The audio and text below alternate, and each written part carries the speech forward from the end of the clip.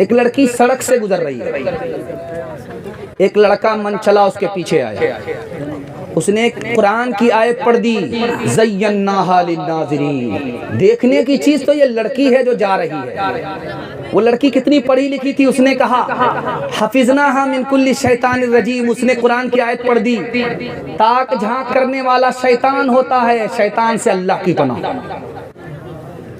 लड़का तीसरी आयत पढ़ता है, नुरीदु अन नअकुल मिनहा व तत्मइन्न कुलूबुना।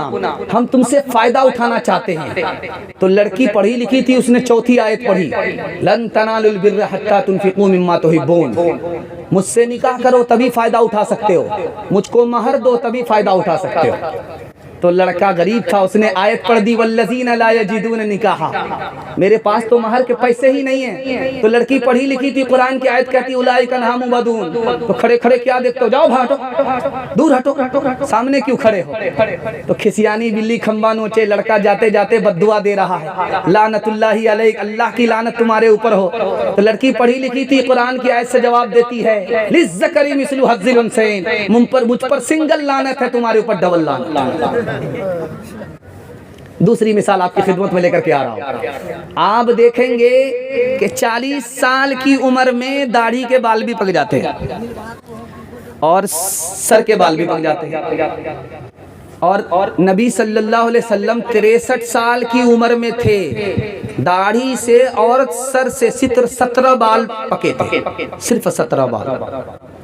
अभी क्या है कि 40 साल की उम्र में दाढ़ी भी पक जाती है, सर के बाल भी पक जाते हैं। क्या मतलब हुआ, उस जमाने में उम्र में बरकत थी, इस जमाने में उम्र में बरकत नहीं है। जबकि 40 साल का आदमी मुकम्मल जवान होता है, वो बूढ़ा नजर आ रहा, दाढ़ी पक जाती है। तो एक बादशाह आईना देख रहा था, देखा तो दाढ़ी पक गई, बड़ा मायूस हुआ। देखा सर के बाल पक गए, बड़ा मायूस हुआ। उसकी नौकरानी जो झाड़ू लगाने वाली थी वो देख रही थी कि बादशाह सफेद बाल से मायूस हो रहा है। वो करीब आई, कहा हुजूर मैं आपको दुआ देती हूँ, आपकी उम्र इतनी लंबी हो, इतनी लंबी हो, इतनी लंबी हो कि आप बूढ़ा होते हुए बेटा को भी देखें, पोता को भी देखें। आपको सफेद बाल से मायूस होने की जरूरत नहीं है, इसने आपके हुस्न जमाल में इजाफा कर दिया। जिस बादशाह की मायूसी उसको मायूस कर रही थी, उसकी दाढ़ी उसको मायूस कर रही थी, पढ़ी लिखी लड़की के हौसले ने उसको दोबारा जवान कर दिया। दूसरी मिसाल आपके सामने आ रही है, ध्यान से सुनिएगा। बादशाह बड़ा खुश था, सारे दरबार के लोगों से कहा आज मैं बड़ा खुश हूँ, तुमको एक ऐलान देता हूँ, जो जिस पर हाथ मारेगा वो उसका हो जाए। जिसको जहां मौका मिला हाथ मारा, किसी ने दूसरे ही की जेब में हाथ मार दिया। जिसको जहां मौका मिला सोने पर हाथ मारा, चांदी पर हाथ मारा। एक लड़की काली कलोटी नौकरानी बादशाह के सर के सामने खड़ी है, वो किसी पर हाथ नहीं मार रही है। तो बादशाह ने कहा रे बेवकूफ लड़की, सबने हाथ मार लिया, जिसको जहां मौका मिला हाथ साफ कर लिया, तू खड़ी खड़ी क्या मुंह देख रही है। अब बादशाह सलामत, मेरी एक शर्त है, मैं जिस पर हाथ मारूंगी वो मेरा हो जाएगा। बादशाह ने कहा जरूर हो जाएगा। उसने झट से बादशाह के सर पर हाथ मार दिया। अब सारे लोग जो सोना लूट करके खड़े थे, 9-2-11 होने वाले थे, वो मारे शर्म के पानी पानी हो गए कि घाटे में तो हम ही लोग रहे। जिसने बादशाह को हासिल कर लिया, सारी बादशाहत उसके हिस्से में चली गई। तीसरा नमूना आपकी खिदमत में लेकर के आ रहा हूँ। तारीख इस्लाम में एक सुल्तान गुजरा, उसका नाम सुल्तान हमीद था। सुल्तान हमीद बहुत बड़ा सुल्तान गुजरा। उसका अपना स्टाइल था, लाइफ स्टाइल था। जब वो खाना खाता था तो घर से बाहर निकल जाता था, बाग बगीचे में उसका पलंग लगता था, पलंग में फूल बिछाया जाता था, उस पर वो कैलूला करता था, 2 पहर का आराम करता था। उस पलंग के ऊपर जो फूल लगाती थी उस लड़की का नाम था जीनत, वो नौकरानी थी। वो फूल का बिस्तर लगा रही थी। उसको एहसास हुआ कि बादशाह फूल के बिस्तर पर रोजाना सोता है, फूल के बिस्तर का मजा कैसा होता है। आज मैं सो करके देखती हूँ बादशाह को आने में देर है। जैसे ही वो सोती है, थकी मारी थी, थकी मांदी थी, जैसे ही सोई आंख लग गई, बादशाह जो आए तो देखा कि वाह कितनी बदतमीज लड़की है, मेरे बिस्तर पर सो रही। कोड़ा निकाला, बरसाना शुरू किया। लड़की हंसने भी लगी, लड़की रोने भी लगी।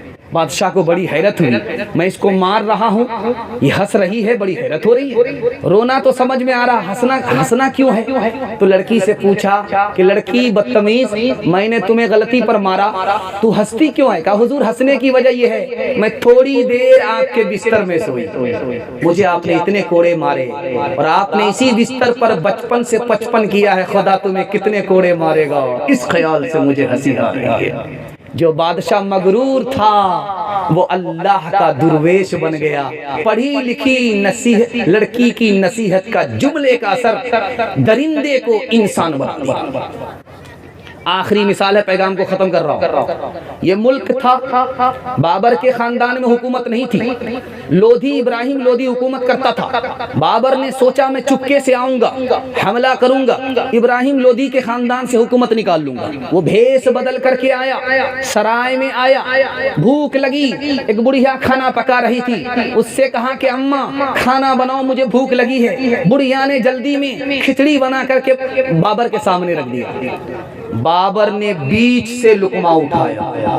बुढ़िया ने कहा कि तू बाबर मालूम होता है।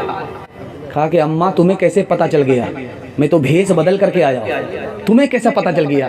कहा तूने बीच से लुकमा उठाया, बाबर बीच से हमला करेगा, इससे मैंने अंदाजा किया कि तू ही बाबर है। रात का सन्नाटा था, चराग जल रहा था, कांटे में कपड़ा बुना जा रहा था। आज भी देखते हैं कि औरतें स्वेटर वगैरह कांटे वगैरह में बुनती हैं। तो चराग जल रहा था, रात में कपड़ा बुन रही थी औरतें। बादशाह की सवारी जा रही थी, अब बादशाह कान लगाए हुआ था कि कौन मेरे खिलाफ जासूसी कर रहा है। तो एक लड़की बोलती वो जा रहा है, दूसरी लड़की कहती वो नहीं है, तीसरी लड़की कहती वही तो है। बादशाह के कान खड़े हुए कि लगता कि ये औरतें मेरे खिलाफ जासूसी कर रही हैं। बादशाह ने पुलिस वाले को भेजा कि तीनों लड़की को पकड़ करके लाओ। जब लड़कियां सामने आई तो एक लड़की कहती वही तो है, दूसरी लड़की कहती वो होते तो वो होते, तीसरी लड़की कहती वो नहीं वो तो है। अब बादशाह का और दिमाग खराब हुआ, पहले क्या कहा नहीं समझा, इस बार क्या कहा नहीं समझा।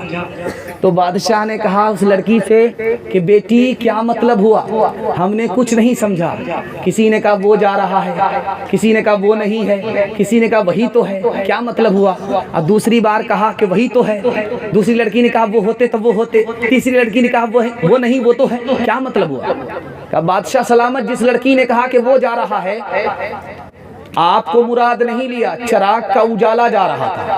तो एक लड़की ने कहा वो जा रहा है यानी उजाला जा रहा है, दूसरी लड़की ने कहा वो नहीं है यानी तेल नहीं है इसलिए उजाला जा रहा है, और तीसरी लड़की ने कहा वो तो है, तेल तो है, फिर उजाला क्यों जा रहा है, ये मतलब था। कहा कि दूसरा मतलब बताओ। कहा कि माफ कीजिएगा बादशाह, आप बादशाह होकर के औरत की बात को नहीं समझते हैं। तो जिस लड़की ने कहा कि वही तो है, उसका मतलब था ये बादशाह नहीं है, ये बैल है। वही तो है यानी बैल है। तो दूसरी लड़की ने कहा कि वो होते तो वो होते, अगर बैल होते तो सिंह होते और दुम होती, सिंह और दुम तो नहीं है। तो तीसरी लड़की ने कहा वो नहीं वो तो है, अगर बैल नहीं गधा तो है। उसने सूरत चंद रोजा, उसने सीरत मुस्तकिल, इससे खुश होती है आंखें, उससे खुश होता है दिल। तालीम औरतों को भी देनी जरूर है, लड़की जो बेपढ़ी हो तो वो बेशूर है। तालीम औरतों को भी देनी जरूर है, लड़की जो बेपढ़ी हो तो वो बेशूर है। हुस्ने मुआशरत में सरासर फुतूर है, और इसमें वालिदैन का बेशक कसूर है।